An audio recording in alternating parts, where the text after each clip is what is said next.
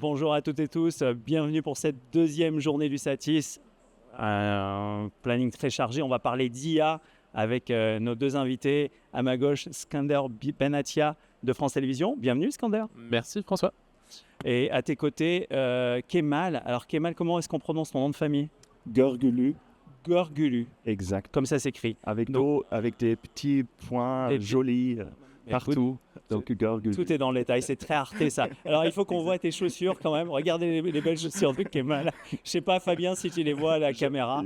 Mais, J'aime bien la ouais. couleur. Ouais, c'est très arté. Hein. Arte GUIE. Donc toi, tu es basé où, Kemal? À Berlin, mais je fais des allers-retours à Strasbourg, donc je vis la vie d'un vrai Européen. Schön. Toi, Skander, on t'a pas posé la question. France Télévisions, tu es basé au site. Alors je suis basé au siège dans le 15e. Et après, je ne vais pas jusqu'à Berlin, mais on a des implantations partout en France, 23 stations régionales. Je ne les ai pas encore toutes faites, donc je vais essayer de continuer à faire le tour. Et puis tous nos ultramarins, auxquels on pense évidemment beaucoup et on essaie d'aller et d'être présent le plus possible avec nos équipes ultramarines. Donc là, on est sur une conférence dédiée à l'IA. Et ce qui va nous intéresser, c'est d'avoir votre feuille de route sur l'IA. Ce que vous pouvez nous dire, ce que vous avez mené, ce qui a marché, ce qui n'a pas marché, ce que vous pensez mener, vos sujets du moment. Tu nous disais en intro, Skander, que tu sortais d'une réunion avec les syndicats. Oui. Donc il y a des sujets très humains dans l'IA, même si on parle de machines, d'algorithmes et de data center. Donc voilà, et puis on prendra des questions dans la salle. Et merci à vous qui nous suivez en ligne, bien entendu, en replay ou en direct. Première question que je voudrais poser, c'est l'IA à France Télévisions. Skander, ça remonte à quand? Alors l'IA chez France Télé, c'est pas un sujet très récent. Ça fait déjà plusieurs années qu'on travaille dessus et on s'est organisé aussi pour répondre à cet enjeu. Les premières expérimentations sur le sujet datent d'il y a 4-5 ans. À la sortie du Covid, on a commencé à identifier des premiers use cases sur lesquels il était intéressant d'investir. On n'est pas allé directement dans l'aspect implémentation, mais on a vraiment commencé à étudier techniquement comment on pouvait être prêt quand les cas d'usage allaient apparaître. On a mis en place une équipe qui s'appelle DAIA, Data et Intelligence Artificielle, puisque les sujets, c'est pas une surprise, sont extrêmement liés. Et sans bonne data, il n'y a pas d'IA. Donc on a structuré une équipe, on a structuré aussi un socle technologique avec les acteurs qui commençaient il y a 4 ans à émerger. Et à partir de là, on s'est dit comment on peut exploiter cette équipe, ce socle technique pour être au service des cas d'usage de l'entreprise. Alors tu nous as parlé cas d'usage. Est-ce que tu te souviens des exemples de ces premiers cas d'usage? Alors le plus simple, ce qui revient le plus souvent, c'est le sous-titrage et le speech-to-text. Alors c'est pas vraiment de l'IA, c'est déjà des technologies qui existaient il y a longtemps, mais qui se sont pas mal accélérées et gagnées en qualité avec l'apparition de l'IA et notamment l'IA générative. On le voit dans les comparatifs qu'on a fait, la pertinence, l'exactitude des transcriptions a beaucoup gagné, que ce soit dans l'identification des locuteurs, l'identification de ce qu'on appelle les entités nommées, les noms propres, les endroits, etc. Les concepts, les contextes, et donc tout ça, l'IA permet de le faire. Après, là, on voit aussi une accélération très forte et on pourra détailler un peu notre feuille de route plus tard.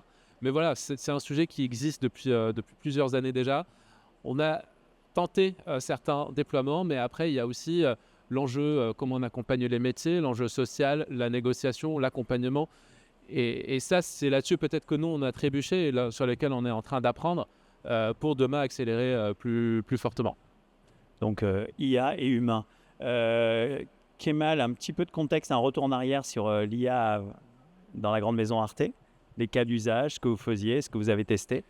Comme je crois toutes les entreprises qui ont leur plateforme OTT, on a depuis, je dirais, plus de 10 ans, évidemment, utilisé des recommendation engines et là-dedans, évidemment, Moteur de recommandation, oui. depuis toujours des modèles statistiques, des modèles qui se basent sur le machine learning. Ce qu'on connaît en fait de Amazon depuis 2003, où quand tu achètes ce sac à dos, l'autre sac à dos va te plaire aussi. Il y a plusieurs manières à approcher ça et c'est genre quelque chose qui, dans les moteurs de recommandation, c'est quelque chose qui est très normal et depuis très très longtemps et depuis déjà un moment où on ne parlait pas du tout au grand public sur la vague Gen AI qui était arrivée. À part ça, on a aussi dans cette optique d'utiliser des statistical models, on a expérimenté pas mal sur le fait de dire comment est-ce qu'on peut estimer les performances de nos contenus sur nos plateformes par rapport au contexte et au device. C'est-à-dire quand je mets un grand documentaire sur un Apple TV entre 18h et 22h à gauche ou tout en haut, est-ce que ça me génère 700 000 vues, 2 millions de vues, 300 000 vues? Qu'est-ce qui se passe avec ce documentaire si je le positionne sur une tablette ou sur un smartphone en bas à droite? Combien de vues ça me génère? Donc c'était en interne, on appelle, c'est le Project Estimate, et c'était une aide à nos collègues des éditions numériques qui sont chargés de faire la curation de l'offre, de l'éditorialisation de notre offre, à donner des indications. C'était une manière de dire comment est-ce qu'on peut faire le plus par rapport aux offres qu'on fournisse à nos spectateurs et spectatrices. Ensuite, peut-être que je vais un peu trop long. Ensuite, évidemment, comme Skander l'a dit, tu fais du speech to text, tu utilises des outils d'étagère pour faire des boulots chronophages quand il y a des press conferences et tout ça. Des choses comme ça intégrées dans nos newsrooms. Et récemment, je ne sais pas si vous êtes... si vous avez tous un compte Monarte, si vous n'avez pas, faites-le. Il y a sur le site, oui, sur l'appli. Exactement. Quand vous êtes logué avec votre compte et quand vous utilisez la recherche, en fait, en bas, il y a notre Conversational Search Engine, notre moteur de recherche conversationnel, pardon pour les anglicismes que je mets de temps en temps. Et en fait, c'est une moteur qui est basée sur un LLM souveraine, donc Mistral, qui connaît notre bibliothèque et qui s'actualise. Il y a un RAG, etc. derrière. Et donc, ce que tu fais, c'est tu approches la découverte de tes contenus d'une manière beaucoup plus naturelle. Par exemple, tu dis « j'ai perdu comment ça s'est passé en Moyen-Orient, c'était quoi les racines des conflits qui sont là-bas, est-ce que vous avez des documentaires ?» Et donc, il va dans notre bibliothèque, il te sort des choses. Et tu peux faire aussi des choses plus rigolo parce qu'à Berlin, comme tu sais, il n'y a pas beaucoup de soleil, donc parfois je me sens triste. Mais il y a du soleil dans ton cœur, non, c'est pas ça? Exactement. Et sur tes chaussures. Exactement. Et donc je prends genre, est-ce que vous avez des séries rigolos, peut-être avec des épisodes pas si longs?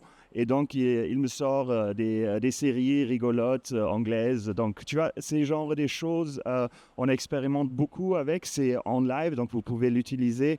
Et évidemment, on pousse ça beaucoup plus loin, on a des choses dans les tuyaux. Donc, c'est ça à peu près ce qu'on fait. Voilà, pour le moment. Super, et j'ai noté placement produit à 2h06 pour le compte sur le site d'Arte. Exactement. Skander, côté France Télévisions, alors quand on écoute Kemal, on sent qu'il y a un prisme quand même très orienté digital, donc utilisateurs finaux. À France Télé, on est sur quoi?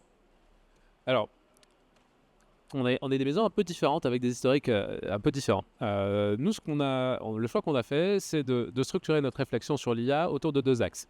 Le premier, c'est notre offre et pour les publics. Qu'est-ce qu'on offre dans les cas d'usage? Et par exemple, ce que Kemal, autour du moteur conversationnel, c'est aussi des sujets qu'on est en train de regarder et sur lesquels, effectivement, peut-être qu'on investira dans les prochaines années. Il y a aussi tout l'aspect dissémination des contenus. Par exemple, je crée un format pour la télé, comment je l'adapte rapidement pour le distribuer sur des réseaux sociaux avec des outils qui sont de plus en plus puissants aujourd'hui, qui permettent le recadrage, la découpe, mais tout en laissant l'humain dans le process de validation.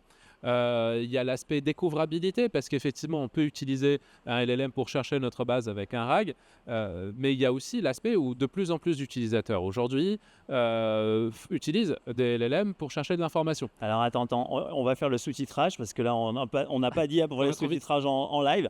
Alors je ne sais pas si c'est mon manque de caféine. On va utiliser un LLM pour aller rechercher un RAG. Tu peux nous faire une traduction? Alors, le LLM, je fais simplement ChatGPT, un modèle de langage large, grand. Donc ça, c'est l'utilisation la plus basique. Tout le monde en fait. Le chat de Mistral, ChatGPT. Donc les utilisateurs vont de plus en plus utiliser ce moyen-là de recherche, d'information. On le voit dans notre vie quotidienne, quand on va plus sur Google pour faire une recherche et cliquer sur les différents liens, mais on va poser la question directement à cet assistant et lui dire donne-moi une information, par exemple sur les racines du problème au Moyen-Orient, ou alors pour chercher un contenu divertissant. Un des enjeux pour France Télévisions dans ce cadre-là, c'est comment nos contenus restent découvrables. Comment on apparaît dans ces moteurs de recherche-là, cette nouvelle modalité de recherche, et comment nos contenus soient respectés, c'est-à-dire pas déformés, et comment l'utilisateur, quand il trouve l'information dessus, il aboutit à un moment donné sur notre plateforme pour consommer l'information. Donc ça, c'est un vrai challenge sur lequel on n'a pas de réponse et sur lequel on doit vraiment investir. Donc là, c'est tout l'axe vers l'offre, vers nos publics. Comment on adapte dans un monde où l'IA est très présente, l'offre vers nos publics. Et ensuite, il y a l'autre axe de travail, c'est à l'intérieur de France Télé, comment on fonctionne, comment on produit, comment les fonctions support sont plus efficaces en mettant en place, en profitant de la puissance de l'IA. Là, on peut parler par exemple des assistants spécialisés, par exemple sur la fonction achat, la fonction RH ou la fonction technique. On peut leur mettre en place des assistants qui sont effectivement basés sur des modèles de langage, mais hyper spécialisés, sur par exemple un ensemble de documents ou un ensemble de contrats, et que l'utilisateur, qu'il soit achat ou métier, peut interroger pour trouver l'information plus rapidement au lieu de faire des recherches fastidieuses comme c'était le cas avant. Donc ça, c'est un axe sur lequel on travaille beaucoup. On a développé un produit qui s'appelle Mediagen sur lequel il y a des premiers usages qui commencent à apparaître en interne. Et l'idée, c'est d'aller plus large et d'aller impacter, adresser tous les métiers sur toute la chaîne de production, l'ingest, le montage, la recommandation aussi pour les journalistes. J'ai traité un sujet sur un axe, peut-être je peux le traiter sur un autre axe. Je prends toujours cet exemple du 1er mai. Combien de fois on a déjà vu des reportages sur le muguet, le 1er mai, les vendeurs dans le... Bon, ça c'est intuitif, tout le monde sait qu'on l'a traité. Mais sur d'autres axes, on peut se dire, donne-moi une autre recommandation pour comment je peux traiter ce sujet-là du 1er mai. Est-ce que je peux parler par exemple de comment c'est planté, de comment c'est composté. Et en fait, l'idée, c'est d'être un levier pour aider les créatifs et les journalistes dans leur métier et être plus riches et ouvrir un peu, comme on dit, les chakras dans le cadre de ce travail-là. Donc voilà, 2 axes de travail, un axe très interne sur notre mode de fonctionnement, de production, de distribution, et un axe plus vers les utilisateurs et nos téléspectateurs, comment ils trouvent nos contenus, comment on leur recommande les contenus, comment on les distribue plus efficacement. Et on sent bien que dans les axes internes, avant de passer la parole à Kemal, il y a vraiment le métier de France Télé. Et il y a également ce que j'appellerais communément le back-office, donc les RH, etc. Kemal, tu voulais intervenir? Oui, exactement. Je voulais juste faire un peu la différenciation entre... Quand on parle de l'interne, tu as vraiment la partie de la créativité, du journalisme et on va dire tous les processus qui sont rattachés à ça, soit les processus journalistiques où tu as des autres besoins ou si tu es vraiment dans la création des contenus, on va dire, de fiction, etc. Et évidemment, tu as tout ce qui est les supporting services, comme Skander vient de dire, finance, la gestion, les achats, etc. Donc, tu sais, la complexité, c'est que, je ne sais pas comment c'est chez toi, Skander, mais chez nous, évidemment, vu qu'on est chez Arte, ouais. Chez Arte, j'en ai complètement quand même une structure assez petite. Et donc, c'est vraiment un très grand enjeu de se dire comment est-ce qu'avec l'équipe que j'ai, j'adresse tous ces différents chantiers, parce que si tu veux, tu peux t'amuser à faire des très très très beaux choses juste dans un de ces domaines et te dédier avec une équipe de 30 personnes full-time pendant 1 an et du coup tu vas pas attaquer les autres chantiers. Mais en même temps, on sait que il faut toujours trouver la balance entre qu'est-ce que j'offre comme valeur ajoutée vis-à-vis de mes publics parce qu'ils ont une attente à l'expérience Arte, au contenu Arte, à la plateforme Arte. Et de l'autre côté, tu te dis, évidemment, pour assurer ça, pour assurer que j'ai une bonne éditorialisation, qu'est-ce que je fais dans mes processus de production, dans mes processus de supporting services. Et c'est toujours quelque part jongler. Et vu qu'on est dans une monde où chaque semaine, presque, tu as des nouvelles choses qui arrivent, c'est speed et c'est pas facile. C'est ni facile pour nous qui dirigent ces équipes et qui donnent les orientations, qui traduisent l'axe stratégique de l'entreprise. Et non plus, c'est facile pour nos chers collaborateurs et collaboratrices, nos product owners, nos technical architects et tout ça, tu vois. Être à l'auteur de cette change rapide et constant, c'est un enjeu en fait. Je vais rebondir tout de suite sur ce que Rebondir avec plaisir. Faire notre Scandaire de discussion France entre nous. Télé. Ouais, moi, je vais aller prendre un café, en fait. Ça marche. Non, mais c'est parce que c'est vraiment extrêmement intéressant. Le point, c'est il y a tellement de foisonnement de cas d'usage autour de l'IA. Est-ce qu'on doit tout faire? On est arrivé à la conclusion que non, on ne va pas tout faire, on ne va pas réussir à tout faire. On peut simplement pas. Mais on n'a pas les moyens, on n'a pas la bande passante et on n'est pas sûr d'avoir de la valeur partout. Et c'est, je pense, le plus intéressant dans ce que tu as dit, c'est le pilotage par la valeur. C'est essentiel, c'est de se dire aujourd'hui, quand on fait le panorama de toutes les possibilités du use case et d'usage de l'IA au sein de France Télé, on arrive à plus de 100 use cases. On n'a pas la bande passante pour le faire, il n'y a pas l'opportunité. Et donc, comment on choisit? Parce qu'il va falloir renoncer, il va falloir qu'on dise non à certains points. Et donc, on a identifié des axes, des critères de choix. Le premier, c'est la valeur, clairement. Mais on en a plein d'autres. On a l'impact sur les métiers. Est-ce que je vais réussir à faire bouger les métiers? On a l'alignement avec nos valeurs de service public. Est-ce que ça respecte qui on est en tant que service public? Est-ce que ça respecte notre charte de l'usage de l'IA, notre charte de l'information, l'identité de France Télévisions? Et je pense que ça, c'est extrêmement important à ce moment-là de se dire, OK, est-ce que c'est bien aligné? Est-ce que je suis aligné avec mes valeurs? Il y a l'aspect aussi économique, parce que ça peut être super intéressant d'un point de vue conceptuel ou d'un point de vue production. Être super cher, mais être super cher. brûler des tokens par des milliers. Exactement. Il y a l'aspect enjeu, maîtrise technologique et souveraineté. Donc en fait, c'est déclinable. Et on a, je pense, une vingtaine ou une trentaine de critères comme ça qu'on a identifiés. Et de se dire, OK, tous les use cases qui arrivent, soit on y pense nous, management, et encore mieux ceux qui viennent des équipes, parce que là, il y a une énorme créativité et le sujet, c'est ça qui est bien, est complètement pris par les équipes et on a plein de demandes qui remontent. Bah, comment on les priorise, sur quoi on met notre énergie et sur quoi on dit bah, là non, parce que c'est pas aligné. Et pour ça, il faut que ces critères-là et notre stratégie soient très clairs et c'est le travail qu'on fait. On essaie d'expliquer en quoi ça apporte de la valeur et là où on... Et sans ça, on est perdu. Franchement, sans ça, si tu n'as pas ces axes de critères qui sont importants pour ta boîte et pour ta mission, pour tes valeurs, tu es vraiment perdu parce qu'il y en a trop des choses qu'on pourrait faire.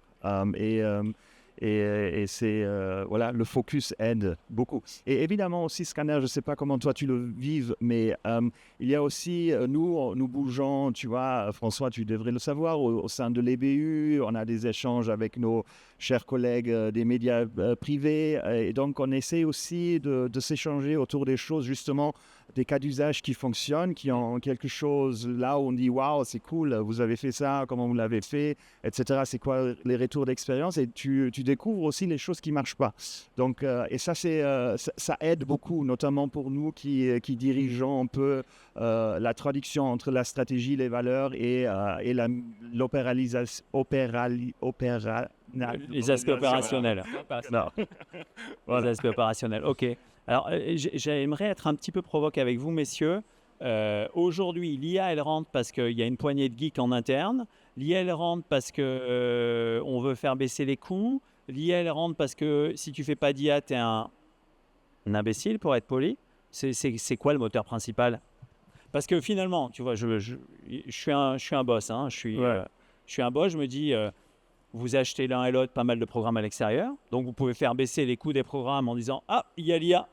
Maintenant, c'est moins 20% sur les coûts des programmes. » Hypothétiquement, hein, bien entendu. Finalement, tu laisses ce sujet-là de côté. Tu n'as pas à t'embêter avec les chartes. Tu n'as pas à t'embêter à les négocier en interne. C'est un ensemble de tout, en fait. Tu sais, François, nous, on est très heureux d'être fondé il y a 32, 33 ans dans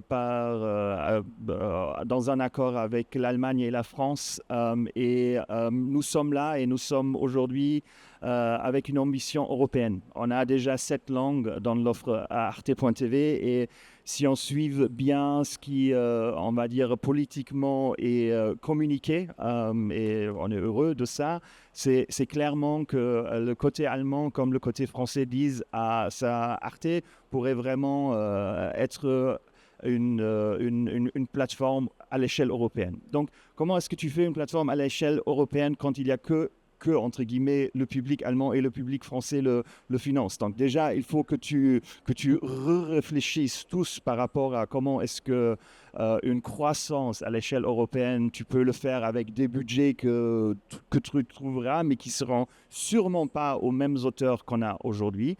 Donc là, on a on va dire, l'IA et un cas d'usage business par rapport à une ambition, ok?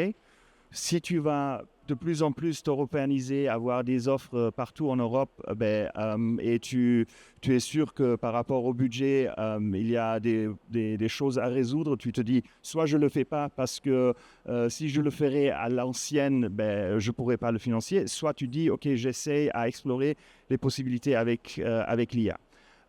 Et donc, je viens de dire qu'il y a plusieurs aspects. Donc, un aspect, c'est ce que Skander dit, c'est que c'est quoi le valeur ajoutée, c'est quoi notre mission, c'est quoi nos publics, c'est quoi notre expérience utilisateur qu'on veut donner.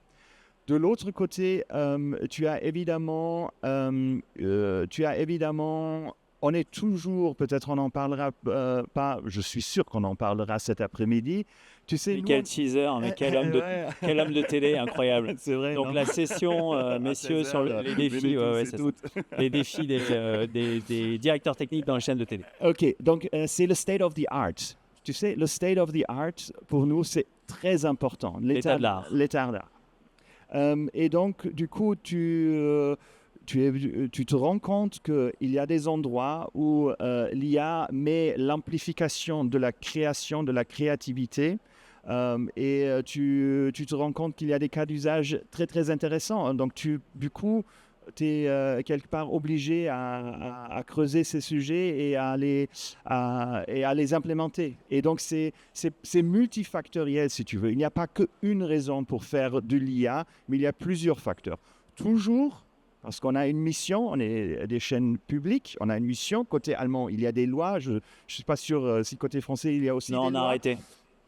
Mais côté allemand, il y a clairement des lois qui décrivent ce qui est nos missions. Et voilà, il faut répondre à ces missions. C'est ça, c'est pour ça qu'on nous paye. Tu vois ? Joliment dit. Hein. Complètement aligné avec ce que vient de dire Kemal.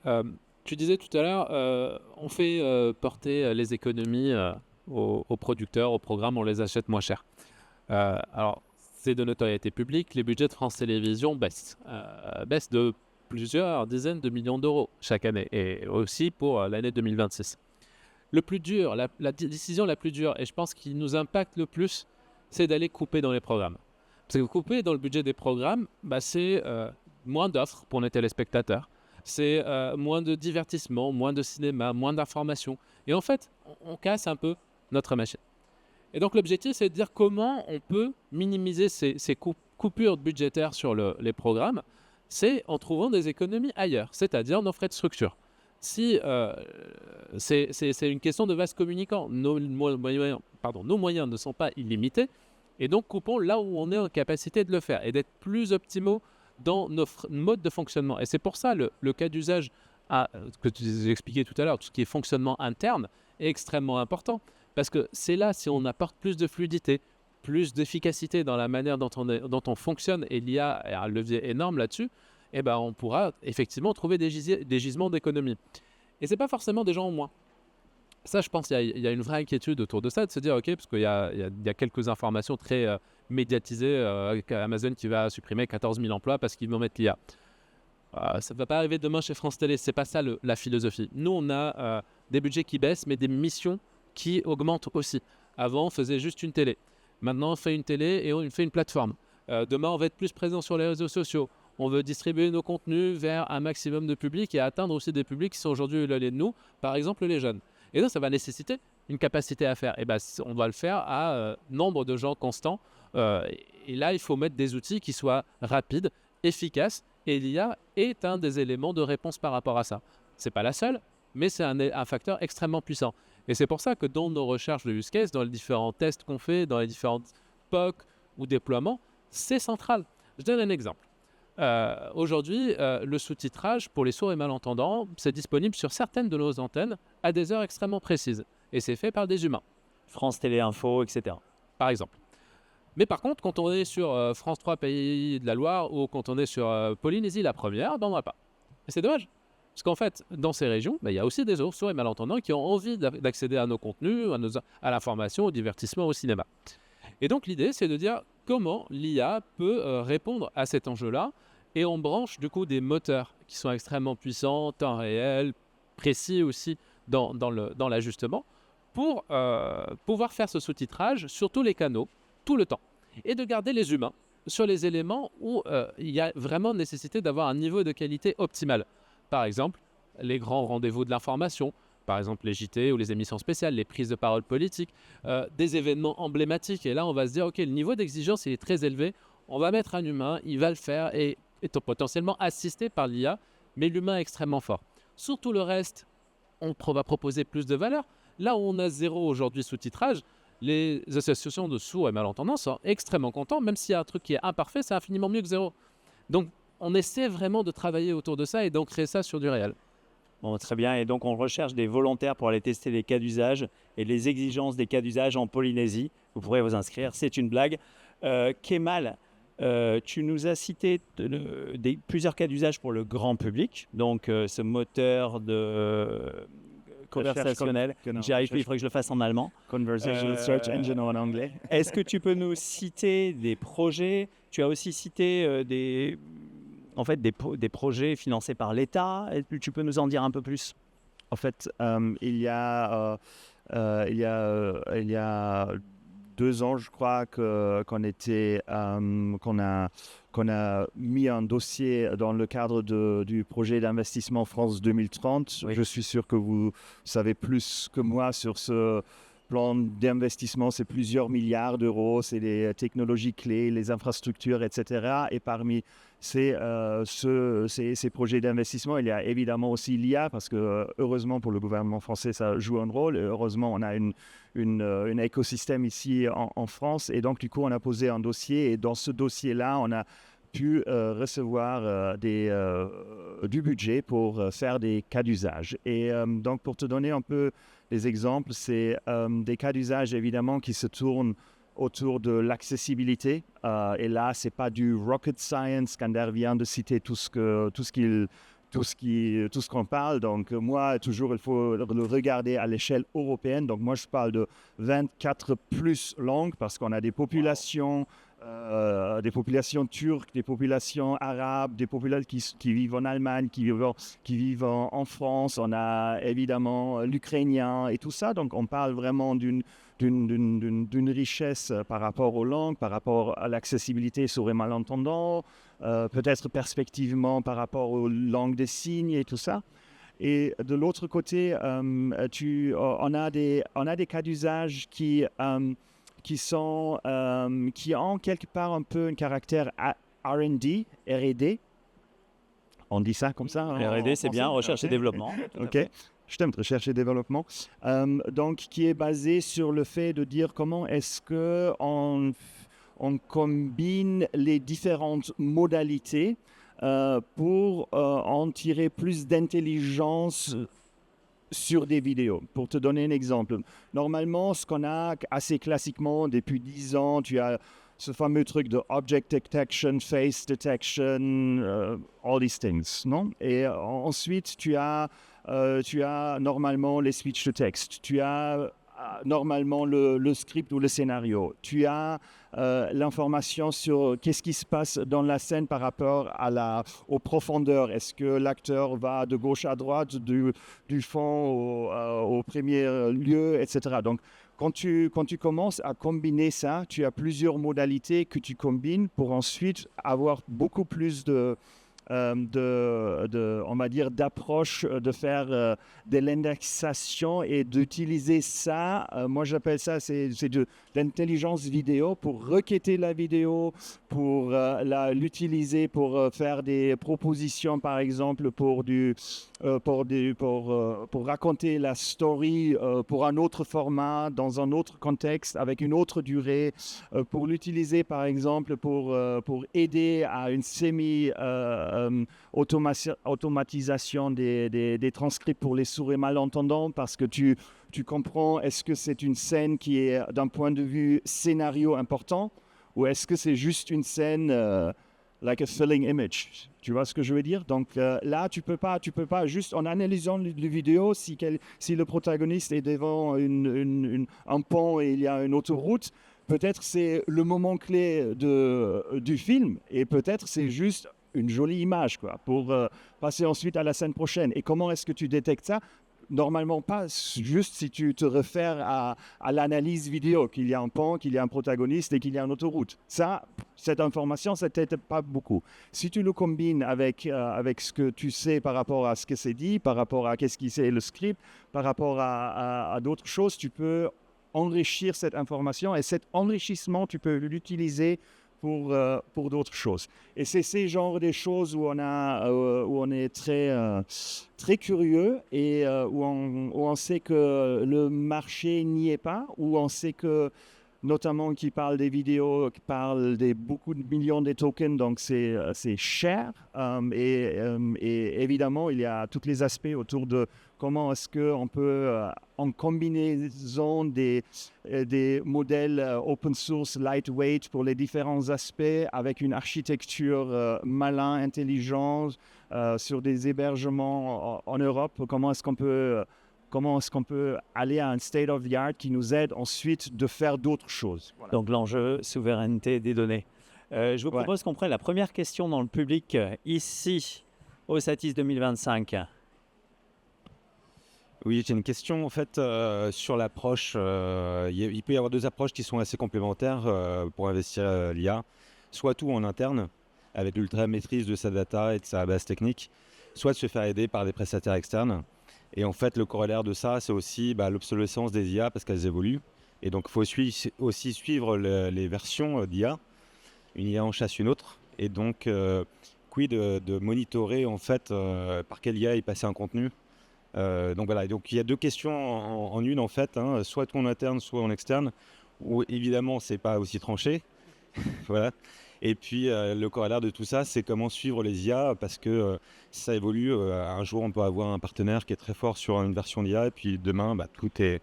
Donc la veille technologique sur la partie IA, hein, c'est ça. Voilà. Je peux peut-être commencer une petite élément de réponse.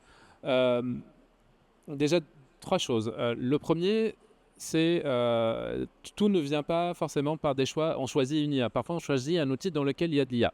Et c'est un peu 80% des cas qui commencent à apparaître aujourd'hui. Quand on achète Adobe, un logiciel de montage, il y a de l'IA dedans. Donc là aussi, premier point, souvent, elle est embarquée. Et de plus en plus de nos fournisseurs embarquent de l'IA parce que pour eux, c'est une manière d'augmenter la valeur de leurs produits et aussi accessoirement de nous vendre plus cher. Ça, c'est un autre débat. Donc ça, c'est un premier point. Donc, quelle est notre attitude vis-à-vis de cette IA embarquée? Est-ce qu'on en veut ou pas? Et si on la prend, comment on l'intègre aussi dans un écosystème qui est le nôtre? Ça, c'est un premier enjeu qui est complexe et sur lequel on commence un peu à adresser le sujet. Deuxième point, on pense chez France Télé qu'il est nécessaire qu'on soit en maîtrise d'un certain nombre de choses, notamment surtout nos assets programmes et infos. C'est un peu l'ordre de France Télé, c'est notre connaissance de nos programmes et notre offre d'information. Et dans ce sens-là, on va essayer de bien maîtriser comment on l'intègre avec les différents moteurs d'IA et de toujours garder la maîtrise sur nos données. Et donc là, souvent, ce qu'on va avoir, c'est des implémentations directes, en direct par nos équipes qui vont travailler sur la manipulation de ces données, intégrer les bons moteurs d'IA qui effectivement sont évolutifs, et on essaie de suivre ça.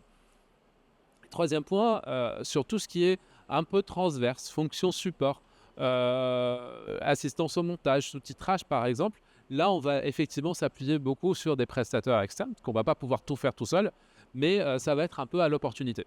Donc voilà, c'est un peu en 3 étapes, mais il n'y a pas une réponse toute faite. C'est vraiment une réflexion à chaque fois qu'on a un use case, de se dire, OK, c'est quoi la bonne approche? Et il y a différents critères, dont ceux qu'on vient d'énoncer là. Peut-être je reprends juste rapidement. Pour ta première question, il y a des endroits où franchement ça ne change pas si vite. Par exemple, pour tout ce qui est transcription, etc., je pense que presque tout le monde utilise Whisper de OpenAI qui est open source et que ça ne change pas chaque 3 semaines, mais en ce moment, c'est la version 3, elle marche très très bien pour beaucoup de langues.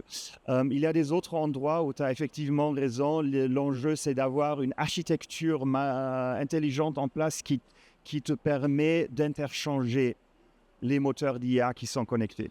Donc, c'est plus la valeur ajoutée, si tu veux, d'un point de vue techno-business, c'est de mettre beaucoup d'efforts dans l'architecture. Parce que tu considères le moteur que tu plugs comme quelque chose de remplaçable. Voilà. Pour la première partie. Pour la deuxième partie, la veille technologique, il y a 2 approches chez nous, c'est bottom-up et top-down. Donc, top-down, on va dire que moi, avec certains de mes collègues, moi qui est le responsable pour la stratégie IA chez Arte, évidemment, je suis beaucoup sur on va dire, des experts. Je lis leurs blog posts. Il y a beaucoup de trucs très, très nerds sur YouTube, sur Reddit, sur des choses comme ça. Tu es constamment à te nourrir. Tu vois, je fais presque que ça quand je suis en déplacement et je suis beaucoup en déplacement. Donc, ça, c'est plus l'aspect top-down. Donc, moi, je me fais évidemment une image constamment pour pouvoir savoir qu'est-ce qui se passe. Donc, j'assure une veille technologique avec mes équipes. Et bottom-up, on vient de présenter une approche, on l'appelle chez Arte des ambassadeurs IA. Donc, l'idée, c'est qu'on a des représentants de tous les métiers qui, dans une continuité, se réunissent. On leur fournit des sandbox par rapport à leur domaine, par exemple, des sandbox sur des outils dans le graphisme, des sandbox sur les outils dans le sens, des sandbox sur les outils d'autres métiers. Et l'idée, c'est, donc, disclaimer, on vient de le proposer, ça a été approuvé. Maintenant, c'est vraiment mettre en place cette machinerie. Mais l'idée, c'est de dire, on ne peut pas être dans tous les sujets. On n'est de toute façon pas les experts qui exploitent les outils, mais on sait qu'on a beaucoup des collègues très, très motivés, très intelligents, très enthousiastes et qui ont envie d'explorer. Et donc, ce que nous on fait pour cette approche bottom-up, on a créé ce réseau d'ambassadeurs et on leur fournit des sandbox pour qu'ils peuvent jouer et pour ensuite avoir un processus de dire « Ah, là, ça a vraiment un intérêt, là, c'est cool, mais on n'y est pas encore, ça n'amène pas à grand-chose, etc. etc. » Donc, c'est ça l'approche. Sandbox, donc des plateformes de test sur les différentes thématiques. Exactement. Juste prendre une carte crédit et acheter un plugin pour la séparation des voix dans des chansons ou des tracks du guitare ou tu vois, des choses que normalement nous, si on veut le mettre au scanner chez toi, je crois que c'est pareil dans nos environnements de post-prod et tout ça. C'est toute une, je vais pas dire une casse-tête, mais il y a une ingénierie et tout. Il y a beaucoup de choses quand tu mets des choses en production. Et donc, parfois, ça ne vaut même pas la peine, mais c'est mieux de juste sortir la carte crédit et acheter pour 50 € par mois un plugin et de voir est-ce que ce truc fonctionne, est-ce que ça a un intérêt. Et si ça a un intérêt, OK, ça arrive dans les backlogs et on fera en sorte avec nos ingénieurs qu'on fait une vraie implémentation dans nos environnements de production. Avant de passer la parole à Skander Manatia de France Télévisions, donc en fait, tu te fais finalement l'avocat de ce qu'on appellerait dans le domaine de l'informatique du shadow IT, où quelqu'un se dit attends, moi je ne vais pas passer par toutes ces procédures, je n'ai pas que ça à faire. De reste, shadow IA, ok, donc je prends ma carte de crédit, je le fais passer en note de frais et puis ils ne vont pas m'emmerder. Donc en fait, l'idée c'est que tu canalises je canalise ça, j'implique les équipes, etc. Avec un processus et qui doit pas être trop compliqué parce que l'idée c'est vraiment que tu ouvres des endroits où les collègues peuvent jouer, peuvent expérimenter, peuvent explorer. C'est ça en fait, c'est ça qui nous sauve la vie. Si tu amènes pas ça, tu vas être toujours avec les idées qui sont déjà obsolètes parce que il y a 5 mois que tu as vu un truc et que tu penses que c'est toujours comme ça. Non, mais c'est pas comme ça. Le train est passé. Skander, je te voyais réagir quand Kemal parlait de ses bacs à sable. Je te voyais réagir. Non, mais complètement.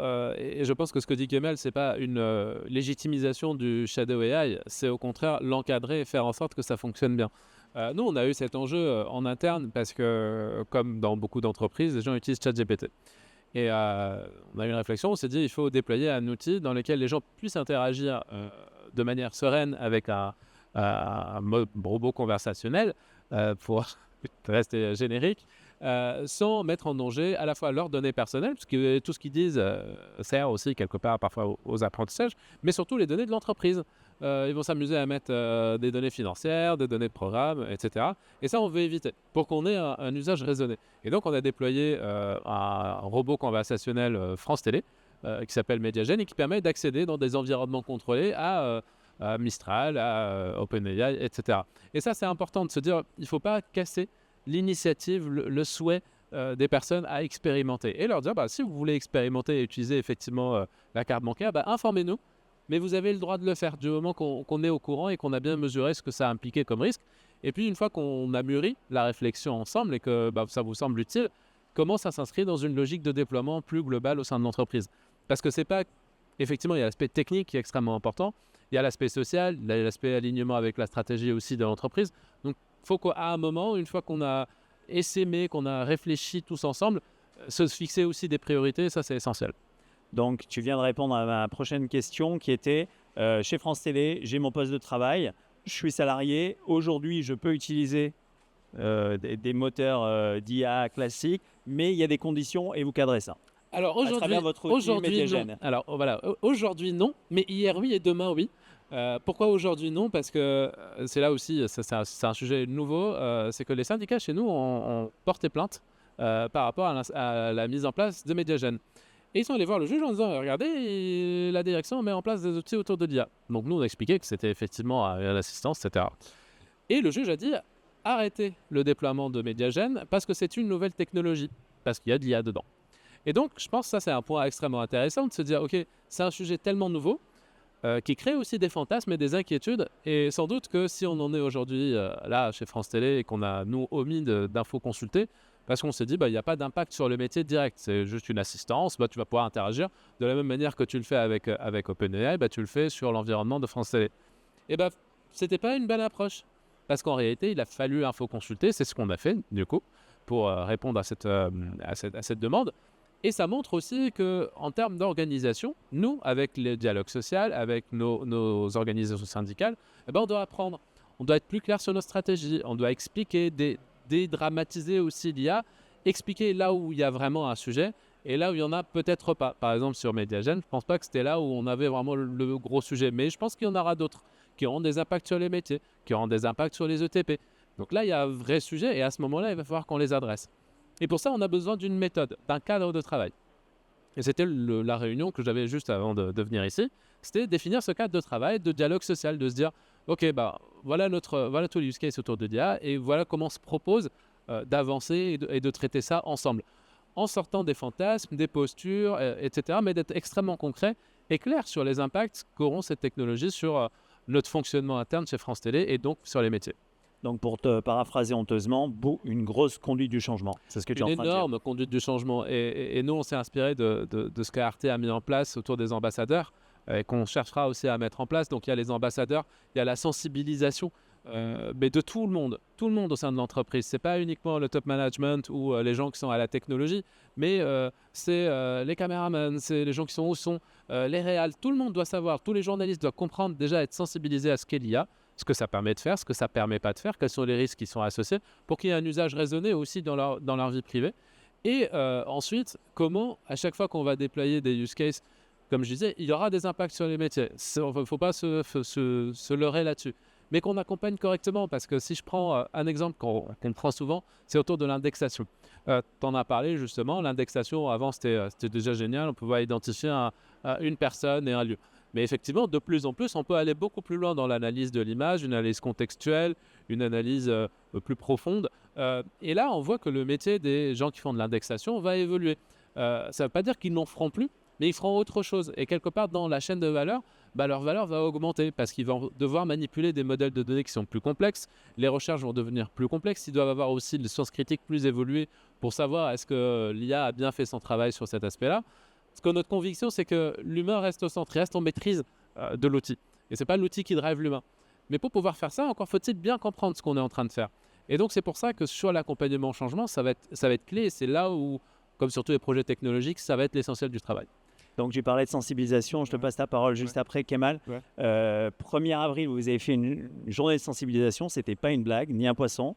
Et vous pouvez retrouver ça sous forme d'articles dans le MediaQuest de juillet, tout simplement, qui est dispo en ligne. La pub. Ouais, c'est ça. Normalement, j'ai droit à 2-3 placements produits. Donc, tu vois, j'ai la gourde aussi. En plus, ça se souvient de la date. Ouais, non, mais on est comme ça, 1er avril, ça ne se réinvente pas. C'était quelle minute là? Parce que tu me. Ouais, mais tout est prompté, logué. En fait, c'est une IA qui me dicte à l'oreillette ce que je dois dire à nos amis. Kemal. Non, je voulais juste ajouter, tu sais, François, parfois les Américains, quand tu fais des discussions avec eux, tu vois, toujours ils ont des trucs, des choses à dire. Il y a une chose j'avais une discussion il y avait 2 ans avec quelqu'un, c'était à Austin, elle me disait, tu sais, Kemal, c'est pas l'IA qui va remplacer. Je vais le dire en anglais. It's not the AI that's going to take your job. It's the person that knows how to use AI. Donc, c'est pas l'IA qui va te piquer ton boulot, c'est la personne qui sait utiliser l'IA qui va piquer le boulot. Là. Et en fait, c'est ça derrière le point aussi. Tu as mentionné aussi beaucoup d'autres aspects. Mais c'est en fait, si on comprend ça, ça pourrait aider à ne pas avoir peur. Ça montre très très bien qu'on parle d'une sacrée transformation et changement à tous les niveaux, au niveau savoir-faire, au niveau mindset, au niveau culture entreprise, au niveau légal, au niveau dialogue social, c'est vraiment à tous les niveaux. Mais nous, si tu comprends que nous qui sommes dans les chaînes publiques, qui ont une mission, qui ont un cadre dans un monde très très compétitif, où on a les big tech et les big state companies qui dirigent un peu ce qui se discute dans l'espace public numérique, tu vois, nous, on va toujours aller à chercher comment est-ce qu'on augmente nos ressources qui sont très... wie sagt man auf Französisch, très limité, mais très beau, quoi. Ouais, ok, voilà, très bien. Ce que je vous propose, c'est qu'on prenne une question dans le public. Bonjour, merci pour ces échanges. La question concerne comment Arte et France Télé se positionnent sur les sujets de formation à l'outil et aux évolutions métiers, et sur les sujets de souveraineté associés au déploiement de l'IA. Oui, par rapport aux formations, en fait, c'est assez classique. Quand on sort du cadre d'exploration et de l'expérimentation et quand on implémente quelque chose dans nos chaînes de production, il y a comme avant, il y a des formations qui sont planifiées, il y a des formateurs, il y a des manières de former. Donc, soit c'est avec du présentiel, en montrant, soit c'est avec des tutoriels. Voilà, donc il y a différentes approches, mais il y a en fait, avec l'IA et l'introduction de ça, il n'y a pas, sur la méthodologie, il y a rien presque qui change parce que tu assures que tu identifies la population à former et tu identifies la manière pédagogique et méthodologique, comment tu les formes. Voilà.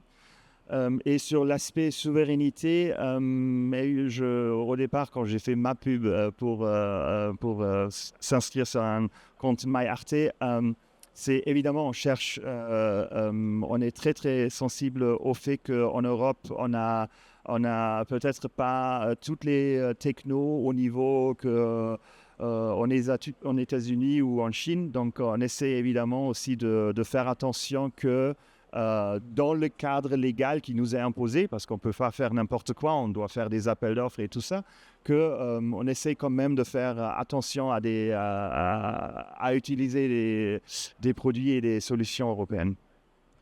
Complètement aligné. Juste sur la formation, il y a vraiment 2 étapes. La sensibilisation dont on a parlé tout à l'heure, de se dire ok, tout le monde doit avoir le même langage, un langage commun, compréhensible, de se dire quand on dit LLM, je n'ai pas l'impression de parler un jargon. Et justement, ça c'est important parce que c'est comme aller sur Google, les gens doivent savoir ce qu'est un LLM ou un RAG. Bon, ça c'est un peu plus spécifique, mais avoir déjà une compréhension de ce qu'est la technologie, de ce qu'elle permet de faire. Et après, l'idée c'est pas que ça reste un débat technologique et de comprendre un peu les impacts que ça a globalement sur mon métier, sur les applications, la charte. Pour les journalistes, c'est un sujet très important. Et ensuite, c'est un projet comme un autre. Quand je vais déployer une IA pour le montage, je vais faire une formation vers les monteurs, je vais identifier la population et étudier les impacts. Donc là, ça, on rentre dans un cadre projet plus classique. Sur la souveraineté, nous, on a aussi, comme Kemal, une démarche extrêmement volontariste là-dessus. On a certains cadres qui sont issus des appels d'offres publics, mais il y a tout un travail qui peut être fait avec un écosystème qui est très puissant aussi en France. On a un partenariat avec Télécom ParisTech qui est aussi à la pointe sur les sujets autour de l'IA. Donc on travaille là-dessus parce que ces innovations qu'ils font aujourd'hui, c'est ce qui va nous arriver en production dans 3-4 ans. Donc on encourage cet écosystème local. On travaille avec Mistral, avec tout un écosystème aussi de start-up, dans une logique d'un partenariat, de se dire ok, qu'est-ce qu'on peut faire ensemble. Et quand il y a des appels d'offres, ils seront naturellement positionnés de manière favorable, sachant aussi que les grands acteurs qui sont OpenAI, Microsoft ou qui on veut, on les intéresse finalement pas tant que ça parce qu'on est petit, on n'a pas forcément beaucoup d'argent, ça c'est la réalité. Donc je pense que leurs enjeux sont ailleurs. Nous on a besoin de partenaires souvent plus locaux qui comprennent nos contraintes. Il y a des contraintes européennes, l'IA Act, il y a des spécificités culturelles, des choses qu'on peut faire peut-être en Amérique du Nord ou en Chine qu'on ne voudrait pas faire en France ou en Europe. Et donc cette compréhension mutuelle et faire naître un écosystème d'acteurs technologiques peut être très favorable pour nous et pour toute l'industrie. Et moi, j'y crois profondément. C'est quelque part notre devoir aussi de nourrir cet écosystème pour que ça s'établisse. Très bien. Alors, ce que je vais vous proposer, c'est qu'on conclue. Ensuite, on prendra une dernière question. Après, on fera un truc complètement dingue, c'est-à-dire que pendant le générique de fin, ils ne le verront pas en ligne, mais on fera une photo finish avec vous, messieurs. Ça sera dingue. Kemal, l'avenir, le futur. Le futur, François, très vaste question.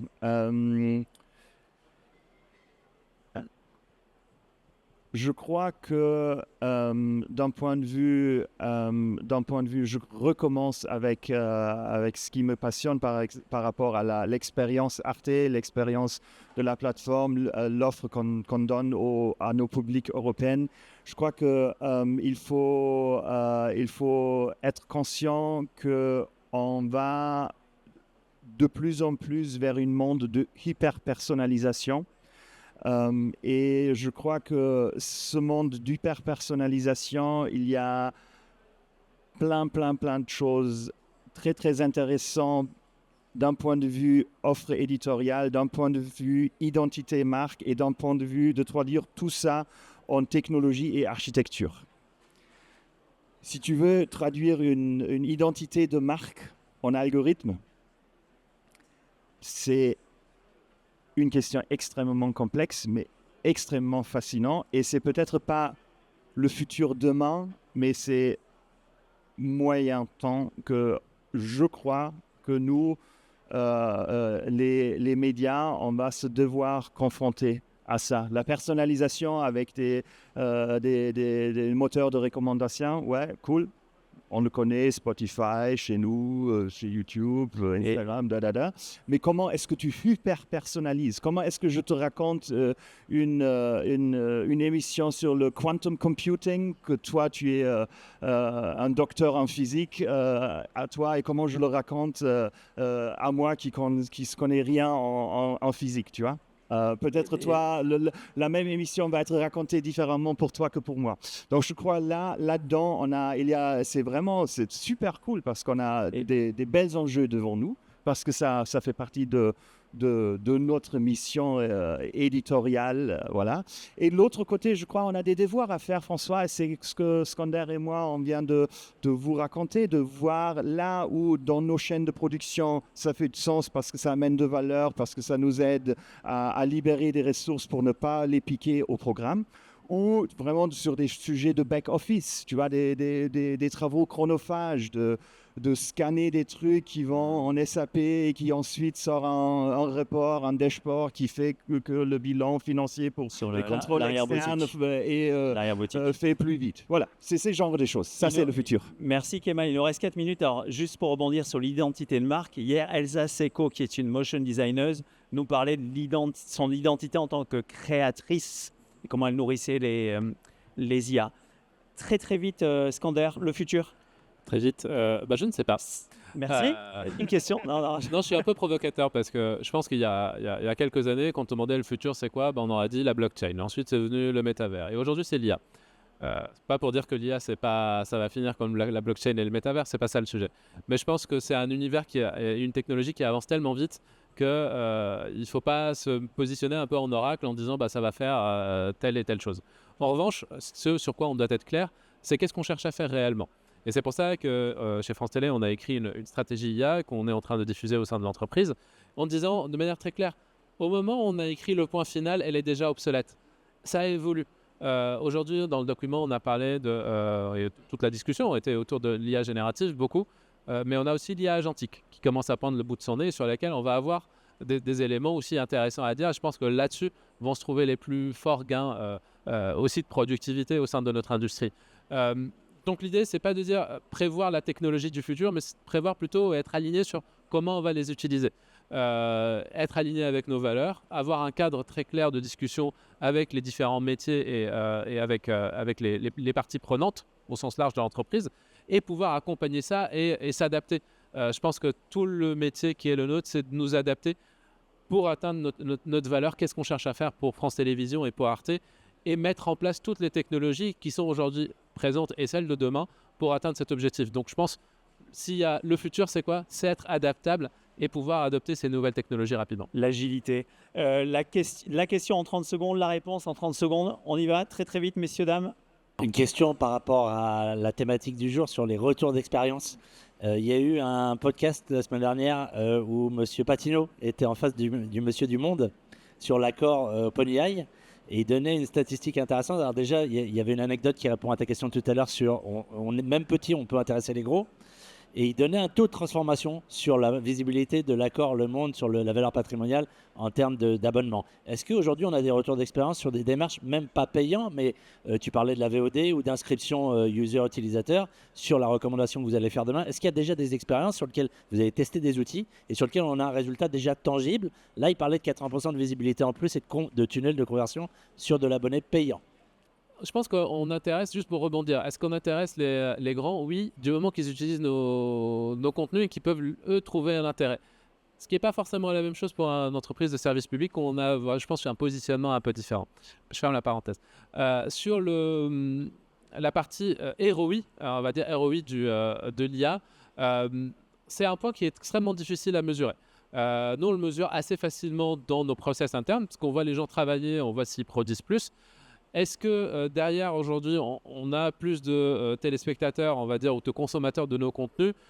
On n'arrive pas encore à le mesurer exactement, parce que ce n'est pas non plus suffisamment implémenté sur notre chaîne de distribution. Mais je pense que ça va être un des leviers pour demain, clairement. Un grand merci, messieurs. Je vous propose un double tonnerre d'applaudissements pour vous dans le public qui vous êtes déplacés et pour Kemal Gökçek et pour Skander Benatia. Merci, messieurs. À bientôt, Satis.